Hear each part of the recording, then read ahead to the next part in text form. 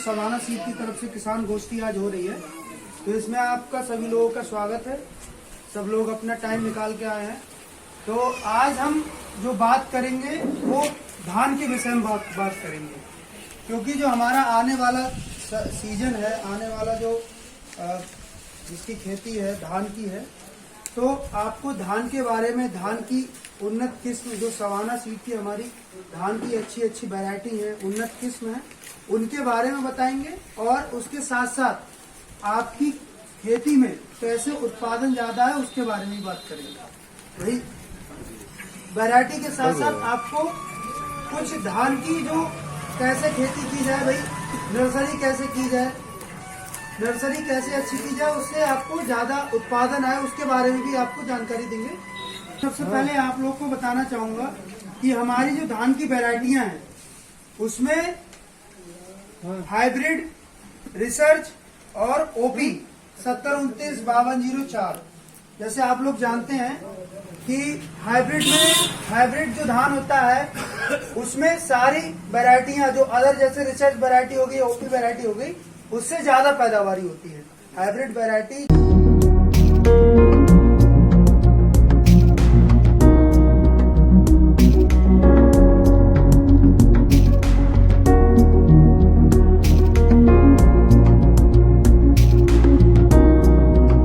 वो भाई ज्यादा दिन का वैरायटी है, वो थोड़ा खलार एरिया में आप लोग लगाते हैं, ज्यादा दिन की वैरायटी वो वहां लगती है। तो सबसे पहले मैं हाइब्रिड पे बात करूंगा कि जो हमारी हाइब्रिड की अच्छी उन्नत गुण वाली जो ज्यादा पैदावारी वाली वैरायटी है, वो मैं आपको एक एक करके बताऊंगा। उनमें क्या गुण है, क्यों उनकी पैदावारी ज्यादा आती है, उसके बारे में भी आपको जानकारी देंगे। तो सबसे पहले मैं आपको बताऊंगा, आप सभी लोगों को पंपलेट ये लिटरेचर मिल चुका है। तो जैसे एक आपको नहीं मिला, ये एक वैरायटी हमारी है विजेता 100। ये वैरायटी विजेता 100 जो है हमारी 100 दिन की वैरायटी है, ठीक है। 100 दिन की वैरायटी, यहाँ कम दिन की वैरायटी भी कुछ लोग लगाते होंगे, जैसे किसी को आगे जल्दी खेत खाली करना है, आलू लगाना है, मेंथा लगाना है, कोई भी फसल आगे जल्दी लेनी है, तो 100 दिन की वैरायटी आप लोग लगाते होंगे, ढूंढते भी होंगे कि भाई कोई उन्हीं सब किसानों के लिए बता रहा हूँ जो आलू, मटर, मेंथा जो भी लगाते हैं। देखिए है क्या, ये जो वैरायटी है ये 100 दिन में पककर तैयार हो जाती है। 10 दिन बढ़ा के इसलिए बोला है कि भाई आपके खेत में पानी भरा रहेगा, ठीक है, मौसम सही नहीं रहा, तो 5-10 दिन ऊपर नीचे हम लोग लेते हैं, ठीक है। लेकिन ये 100 दिन में अगर आपका खेत समतल है, आपके खेत में पानी नहीं भरा है, मौसम सही है, 100 दिन में ये धान आपका कट के आपके घर में चला जाता है। 100 से 110 दिन बताने का यही तात्पर्य हमारा कि कहीं मौसम अगर सही नहीं है, खेत में पानी, तो 10 दिन 5 दिन आगे पीछे हो जाता है, लेकिन गारंटी 110 से ये ऊपर नहीं जाएगा। विजेता 100 जो हमारी वैरायटी है, ठीक है। आप लगाए हैं, आप बता सकते हैं कि 110 दिन से ऊपर गया है? हाँ, नहीं, ऊपर नहीं जाएगा ये, क्योंकि कंपनी जो लिखती है 5-10 दिन बढ़ा के ही लिखती है। इसका नाम विजेता 100 इसका नाम, ठीक है। दूसरी हमारी जो वैरायटी है आप लिए है मार्शल 135 हाइब्रिड में। ये खाने में भी बहुत अच्छा, आप पीछे जो बैठे हैं आप किसान साथी उनसे पूछ सकते हैं, ठीक है। तो जो दूसरा हमारा वैरायटी है, मैं किसी को कोई गलत इन्फॉर्मेशन नहीं दूंगा, गलत जानकारी नहीं दूंगा, जो है वही है। ये नहीं कि गलत बोल के आपको एक बार लगवा देते। कि पिछली साल भी यहीं पे मीटिंग हुई थी, कुछ लोग आए होंगे, पिछली साल आए थे, पिछली साल भी यहाँ पे मीटिंग हुई थी, इस बार फिर से हो रही है।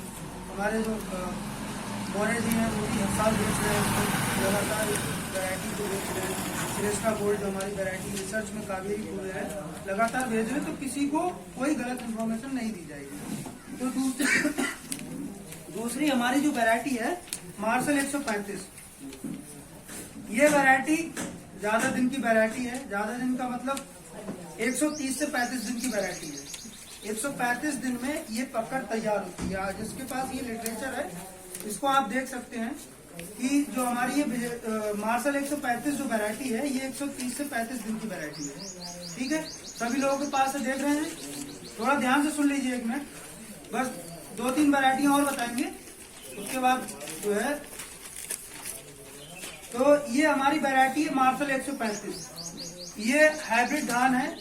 ये भी मध्यम जो है मोटा और लंबा धान होता है इसका। दाना जो होता है मध्यम और मोटा दाना होता है। 1 मिनट सुन लीजिए, जो पूछना होगा आप पूछ लीजिएगा, ठीक है। पहले हमारा सुन लीजिए 2 मिनट। तो ये जो हमारी वैरायटी है मार्शल 135, देखिए क्या है कि कल को आपको लिटरेचर भी दे दिया गया है, ठीक है, और आपको हम खुद बता भी दे रहे हैं। जैसे इसमें जो चीज हम बता रहे हैं सारा कुछ इसमें लिखा हुआ है, लेकिन हम बता भी दे रहे हैं कि आप दोबारा उसको अगर यहाँ खरीदने आए तो आप अपना इसको देख के और पूछ के यहाँ से खरीद लें। भाई अगर कल को आप खरीदने आप भूल गए और मौर्य जी भी नहीं याद है तो कैसे लेंगे। तो इसीलिए मार्शल 135 जो हमारी वैरायटी 130 से 35 दिन की वैरायटी है, जिनको केवल 2 फसल साल में लेनी रहती है, वो इस वैरायटी को लगा सकते हैं। ये वैरायटी लगभग 32 क्विंटल प्रति एकड़ पैदावारी आती है। हमारी जो पैदावारी इसमें आती है वो लगभग 32 क्विंटल प्रति एकड़ पैदावारी आती है। बहुत ही हाई यील्डिंग, बहुत ही ज्यादा पैदावार वाली वैरायटी है ये। इसमें भी ज्यादा पैदावारी आने के कई कारण हैं। बाली इसकी लंबी है, पिरती वाली जैसे कभी कभी होता है कि आपके खेत में पहिया बैठ जाता है जिससे पैदावारी कम हो जाती है। इस धान में पहिया नहीं बैठता है, जितने भी आपके दाने रहेंगे बाली में सारे के सारे दाने भरे रहेंगे। पहिया की मात्रा बिल्कुल नहीं होगी, कल्लों की मात्रा ज्यादा होती है। और एक जो अपना आपने देखा होगा कि एक रोग होता है झुलसा, पत्तियां जो ऊपर से झुलसने लगती हैं। भाई पत्तियों का काम क्या होता है? पत्तियों का काम होता है कि भोजन बनाए। जब पत्तियां स्वस्थ रहेंगी, पत्तियों को कोई रोग नहीं होगा, तभी पत्तियां भोजन बना पाएंगी। क्योंकि जो प्लांट में, जो आपके पौधे में जो मेन पार्ट होता है पत्ती होता है, पत्ती ही जब भोजन बनाती है तो उसी भोजन से पूरे प्लांट का, पूरे पौधे का पालन पोषण होता है। और उसी से क्या होता है कि अगर आपकी पत्तियां कमजोर हैं, पत्तियों को कोई रोग लगा है, तो आपका पौधा भोजन नहीं बना पाएगा और आपकी जो दाने हैं वो खाली रह जाएंगे। तो इसमें जो झुलसा वाला रोग होता है वो इस वैरायटी में आपके नहीं लगता है, ठीक है।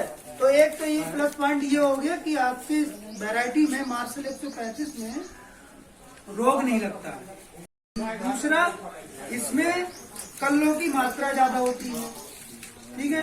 गिरने की प्रति सहनशील है, ये गिरता नहीं है। जैसे आपका अभी देखिए, अगर दूध बनने की अवस्था या चावल बनने की अवस्था में आपका पौधा गिर जाए तो आप समझिए कि पैदावारी कम हो जाएगी कि नहीं हो जाएगी? हो जाएगी ना।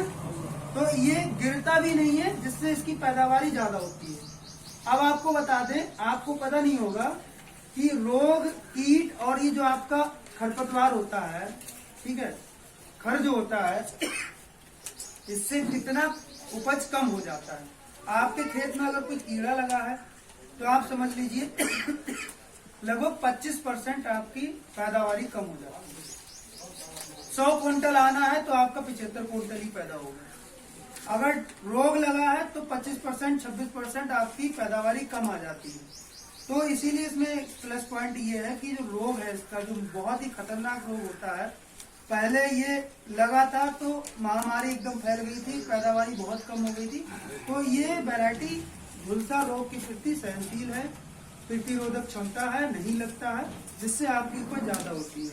दूसरा, कल्लों की मात्रा इसमें ज्यादा होती है और इसमें जो भरे दाने होते हैं बाली में उसकी मात्रा ज्यादा होती है। तो इन्हीं सभी वजह से इसमें पैदावारी ज्यादा होती है, ठीक है। और ये जो कंडुआ रोग लगता है, कंडुआ रोग वो हम मीटिंग खत्म होने के बाद बताएंगे, ठीक है। उसमें क्या है कि अभी इसमें बीच में बता देंगे। वो ये वैरायटी वो किसी भी, देखिए उसमें क्या है, वो जैसे हम लोगों में कैंसर होता है वो उसी तरह का, वो किसी जाति और किसी वैरायटी को देख के नहीं आता। उसका अभी बताएंगे कि वो कैसे लगता है, कब लगता है, उसका कब रोकथाम करनी चाहिए, वो भी सब मैं बताऊंगा। उसकी रोकथाम भी है, ठीक है। तो ये मार्शल 135 फिर से मैं बता दूं 130 से 35 दिन की वैरायटी है। इसमें पैदावारी लगभग 32 क्विंटल प्रति एकड़ आती है। पैदावारी ज्यादा आने के कई कारण हैं, जैसे कल्लों की मात्रा ज्यादा होती है, झुलसा रोग की प्रति सहनशील है, इसमें जो दाने हैं पिट्टी वाली वो ज्यादा होते हैं, बालियां लंबी होती हैं और इसका जो दाना है वो भी काफी वजनीला होता है, वजन काफी होता है, तो इसीलिए इसकी पैदावारी ज्यादा है, ठीक है। इसके बाद कुछ किसान भाई सर ये धान छूटने में क्या बहुत बढ़िया, बहुत बढ़िया। हाइब्रिड धान में मैं इसी की बात नहीं कर रहा हूँ, कोई भी हाइब्रिड धान हो छूटने में बढ़िया होता है। हाइब्रिड धान में किसी भी प्रॉब्लम नहीं, किसी भी कंपनी हो। नीचे वाले खेत में लगा सकते कि ऊपर वाले? हाँ, इसको आप ऊपर वाले में जब आपके काली माई करना लगा सकते। नहीं, एक मिनट सुनिए। जैसे अगर आपके पास पानी की सुविधा है, ठीक है, आपका ट्यूबवेल है या आपके पास पंप सेट है, तो आप उसको ऊपर भी लगाइए, कोई दिक्कत नहीं, आप पानी दे पाए। भाई इसमें 130 से 35 दिन का है और 100 दिन का है, तो इसमें थोड़ा पानी ज्यादा लगेगा ना। तो अगर आपके खेत में आपके पास पंप सेट है, पानी की अगर पानी की व्यवस्था है तो आप ऊपर भी लगाइए। अब नीचे जैसे बहुत ज्यादा खलार ना हो, बहुत ज्यादा खलार ना हो कि वहाँ पूरा डूब जाता है धान, वहां भी नहीं लगा सकते इसको। आप इसको ऐसी जगह लगाइए जहाँ आपका 130-35 दिन में, जैसे आपका 4.5-5 महीने में कट जाए, उस तरीके से देख के आप उसको लगाइए। ऊपर वाले में लगा सकते हैं अगर आपके पास पानी की सुविधा अच्छी है, और निचले खेत में भी लगा सकते हैं, लेकिन बहुत ज्यादा निचले खेत में इसको नहीं लगा सकते, जहाँ पे 70-29 लगता है आपने। ठीक है, ये जो विजेता हाइब्रिड है, ये मतलब है इसमें एक एकड़ में कितना लगेगा? और मतलब जैसे कि इसमें कल्ले आते हैं तो बस देखिए, बहुत अच्छी बात है। आप लोग सवाल पूछा करिए, जैसे आप लोगों के अंदर अगर कोई भी किसी तरीके का अगर कंफ्यूजन, डाउट है या आगत है इसलिए पूछ रहे हैं कि कल्ला क्यों आता है? नहीं, बिल्कुल। देखिए, इसका जो हाइब्रिड का जो बीज दर होता है वो प्रति एकड़ 6 किलोग्राम होता है मैक्सिमम। 6 किलोग्राम बीज दर आप लगाइए, वो 1 एकड़ के लिए पर्याप्त है।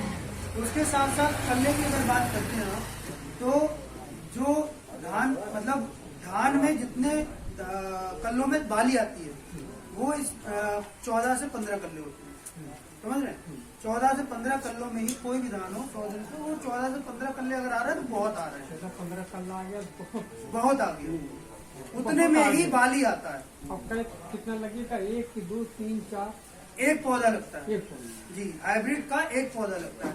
रिसर्च का आप 2 पौधा लगा सकते हैं। ठीक है, तो हमारा ये मार्शल और 135 और विजेता 100 के बारे में आप लोग, मुझे लगता है कि आप लोग को जानकारी मिल गई होगी, और सब लोग को जो उसकी खासियत है, उसके नाम है, आप लोगों को याद हो गया होगा। तो अब हम चलते हैं जो रिसर्च धान होता है। बाली निकल जाए, ठीक है, कल्ले वाली अवस्था निकल जाए, बाली पूरी निकल जाए, उस टाइम पे हम यूरिया, डीएपी और फास्फोरस, पोटास डालें, कोई फायदा मिलेगा? आप बताइए, कोई फायदा मिलेगा? नहीं मिलेगा। इसीलिए बोलते हैं कि जो खाद आपको डालनी है, जितनी भी खाद डालनी है, वो बाली निकलने से पहले ही डाल देना चाहिए। आप लोग यही तो करते होंगे, हैं? तो इसीलिए आपको हर अवस्था को ध्यान में रखना है।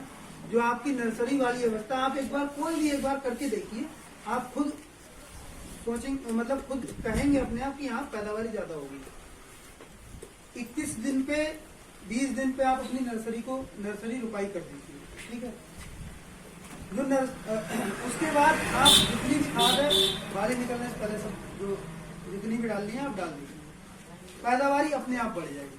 ठीक है, उसके बाद नर्सरी भी आप लोग डालते हैं, तो नर्सरी कैसे डालते हैं? नर्सरी, अगर आपकी नर्सरी स्वस्थ रहेगी तो आपके जो खेत आप जब रुपाई करेंगे, तो उस टाइम पे आपका खेत में जब नर्सरी आपकी स्वस्थ रहेगी तो उसमें कल्ले ज्यादा होंगे, प्लांट अच्छा ग्रोथ करेगा, पौधा है अच्छा ग्रोथ करेगा और स्वस्थ बाली आएगी। उसके लिए आप जो है नर्सरी को भी अच्छे से मैनेजमेंट नर्सरी का किया करिए कि किस मतलब उसमें बुवाई के टाइम पे आप डीएपी और कुछ डालते तो है नहीं, आप लोग नहीं डालते हैं, खाद तो पड़ता ही है, डाई डालते हैं बहुत कम लोग। गुरुवारी लगभग 1 एकड़ के लिए लगभग 2 किलोग्राम डीएपी डालिए, 1.5 किलोग्राम यूरिया डाल दीजिए और 1.5 किलोग्राम पोटाश डाल दीजिए। रुपाई नहीं, नर्सरी की बात करो, किलोग्राम में बता रहा हूँ। 1.5 किलोग्राम बहुत नहीं होता है 1 एकड़ की।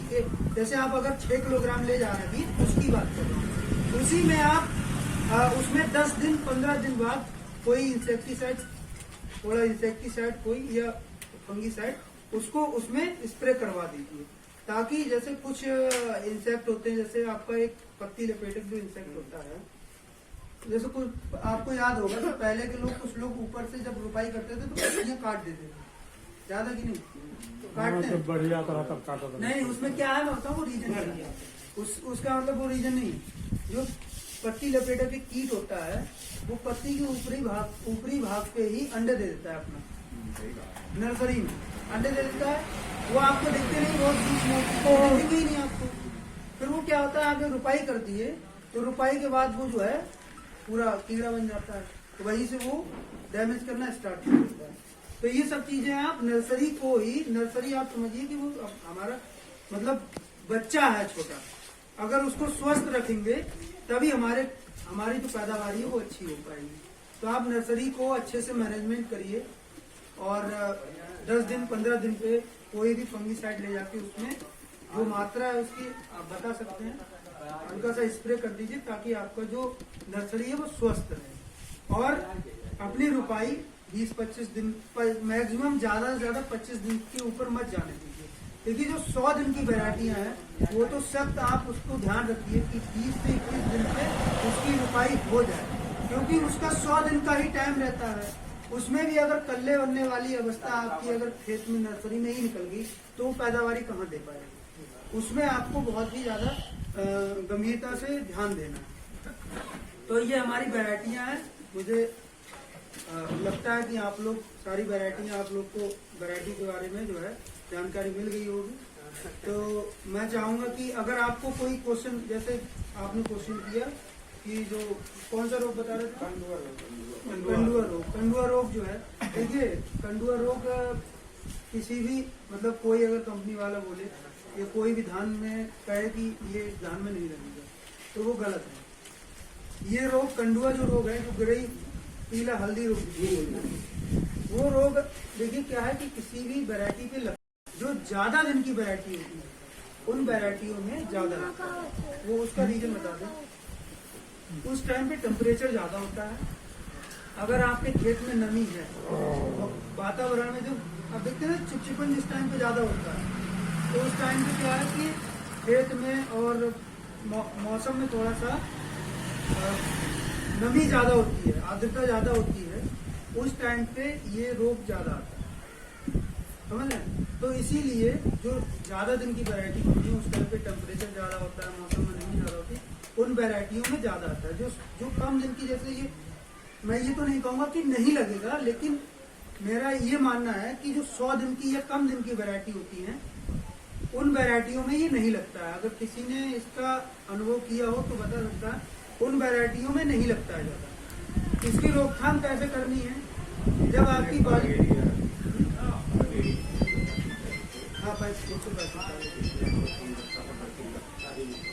चलिए अच्छी बात है, अगर नहीं लगता है तो बहुत अच्छी बात है, लेकिन मैं इसको मतलब ये नहीं कहूंगा कि हमारी वैरायटी में नहीं लगता है, क्योंकि ये कहीं भी लग सकता है, ठीक है।